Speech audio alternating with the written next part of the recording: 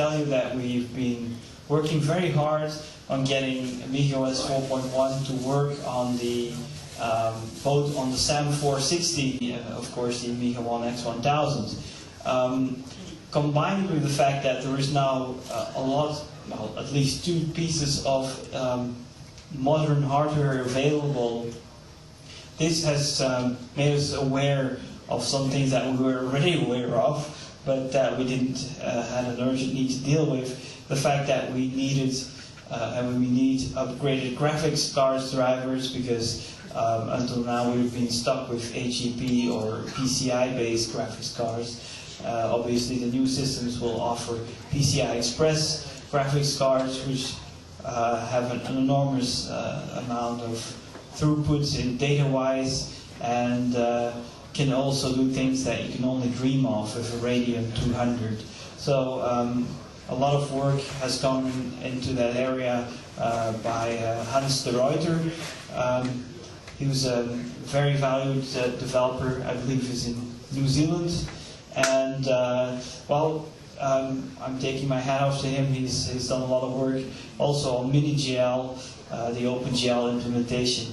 Another key issue here is that we're dealing now, and we're seeing that also in the PC world. We are dealing with a situation where initially everybody was betting the farm on getting one CPU to run faster and faster. I remember the 20-stage pipeline of the P4, the Pentium 4, which it has cranked up to 3.8 and even beyond that gigahertz. It seems that both Intel and AMD have moved away from that concept since quite some time and are now going for dual-core, quad-core, even 8-core solutions, and there's even more outlandish projects in the works. We hope that this will only be the first step of a, let's say, a revived roadmap for Amiga hardware. And that comes with multiple cores. So since quite some years we've been given thought to how to implement multiple core support. And I'm not talking about a very inflexible solution like you found in original versions of Windows NT, where it was limited to 2 or 4 cores and it didn't work very well. We're thinking about a concept that can embrace theoretically an unlimited number of cores. Of course, there is the law of decreasing returns to be considered, but we have a very solid concept worked out for introducing multiple core support. I also want to point out the massive achievement that the Freedom Brothers have done by bringing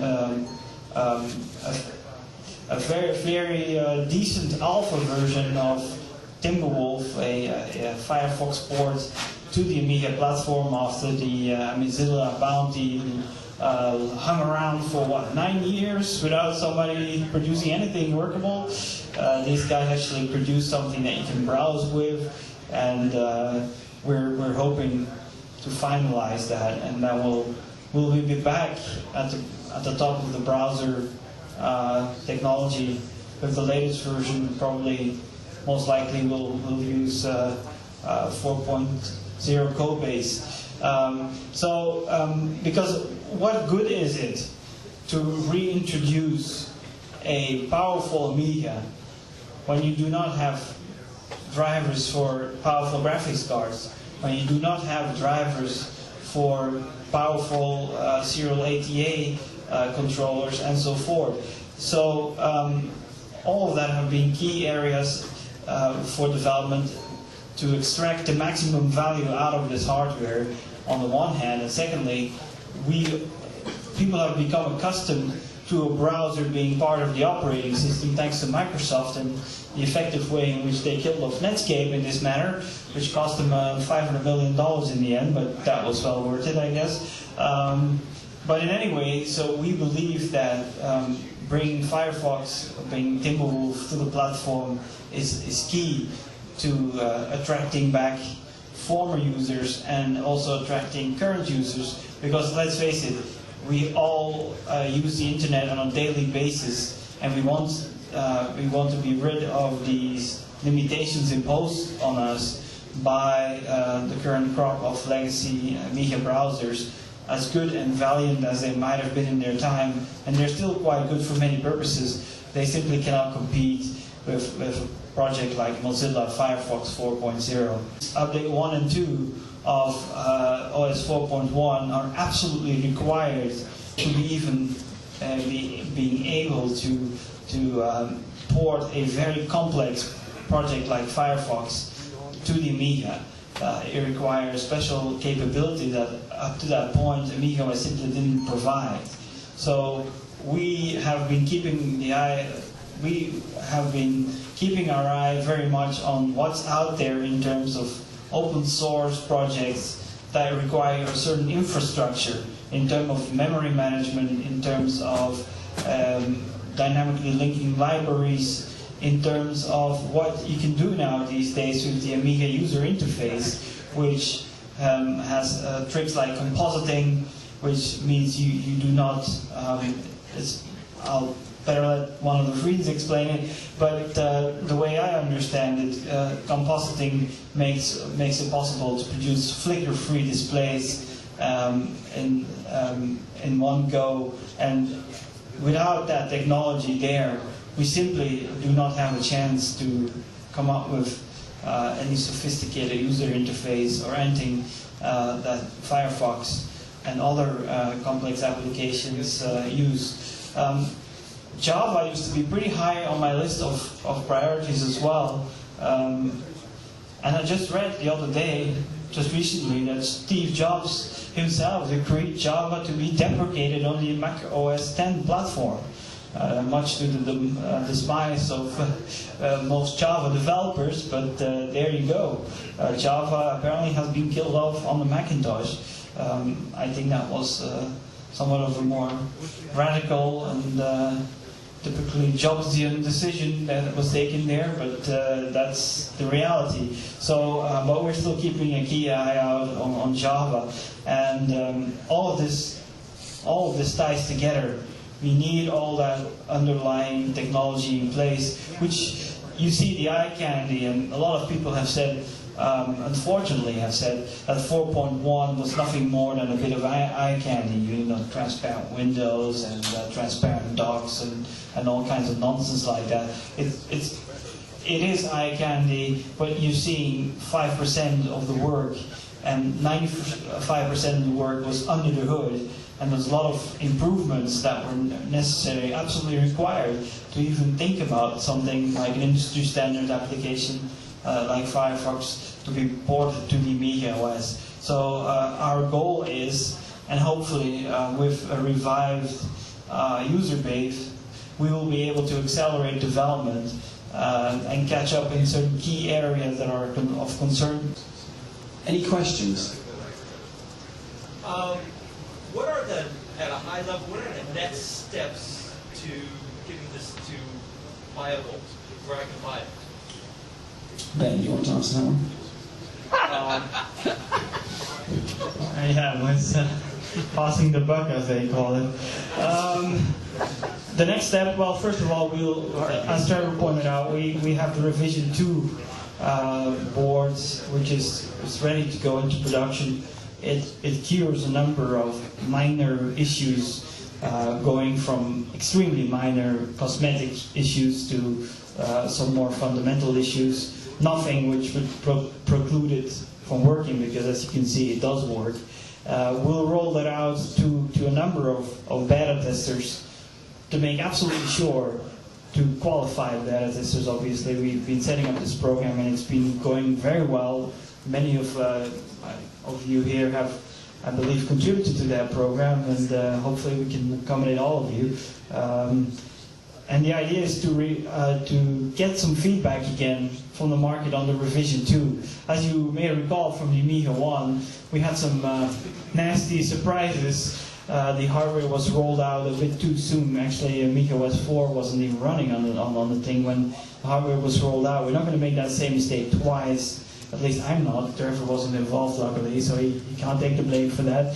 But after the Revision 2 has been vetted, either there will be another batch of very minor changes, probably taking no more than 1 or 3 weeks or tops or something.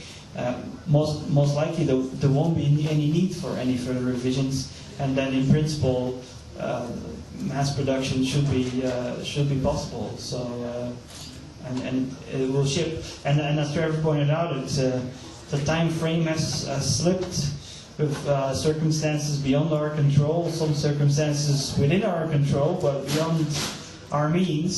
So it's not easy in the current market, in the current economic climate, to launch a whole new product like this, especially when we get bombarded for years now. Why don't you port to x86? For instance, now with the AmigaOne X1000, it's possible to run Linux on one core and AmigaOS on another core.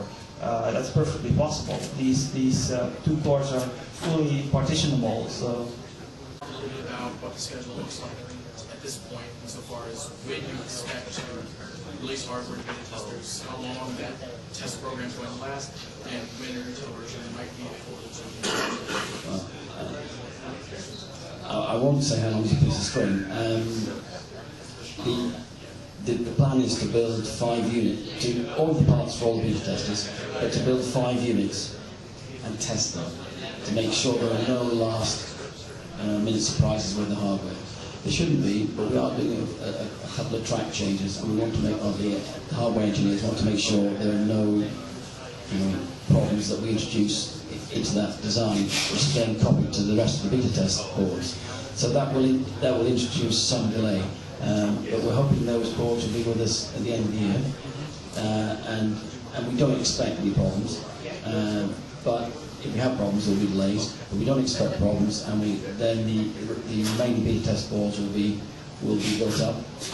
In the meanwhile, we're keeping our eye on other developments in the PowerPC environment, and I invite all of you to visit Freescale's website and take a look at the P4 and the P5 architectures, including the P4080, which is a 8-core, 1.5 gigahertz PowerPC. I'll repeat that: 8 cores running at 1.5 gigahertz, and the P5020, which is pin compatible with the P4, is a dual-core 2.2 gigahertz machine. So people who have been predicting the end of PowerPC for a very long time now as a viable platform are yet again proven wrong. And the general availability you expect for I think general availability depends on that's not the beta test program. I mean, if you say, first quarter, then you only get hit over the head for not delivering first quarter. If we wanted to get the beta test units out this year, or we wanted to get the product released this year and the beta test units out, and I think that's. We're a bit like the original Amiga developers. Actually, not. They're much better than us. But we are working on a shoestring, just like those guys were. And just as you get to products, it's harder. But we're getting there.